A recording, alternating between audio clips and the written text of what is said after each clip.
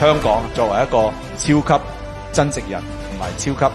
聯繫人，將我哋內地一啲新嘅物料、新嘅技術、新嘅設計標準經香港派出去，我哋 S960咧，全部咧係完美地係體現出嚟嘅，超高強鋼，超過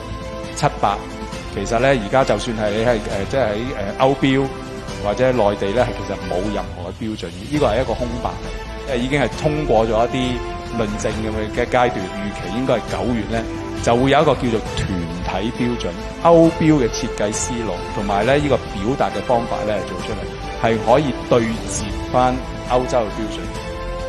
透過呢啲咁嘅同政府項目嘅合作，將我哋香港嘅經驗同埋技術攞翻去國內，好多專家都好有興趣。在香港回歸祖國28周年喜慶之日，香港北部都會區另一座採用 S960鋼材建造的靈橋設計吊裝，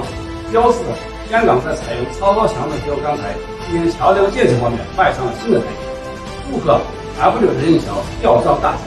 駐地盤嘅工作人員團隊啦，同埋承建商嘅團隊，咁經過幾年啦，咁我哋就不斷咁將呢種技術推展到而家係超高強度啦，同埋喺中間嘅技術咧都有好多唔同嘅發展同埋進步，將個項目做到最好、最高效、最安全。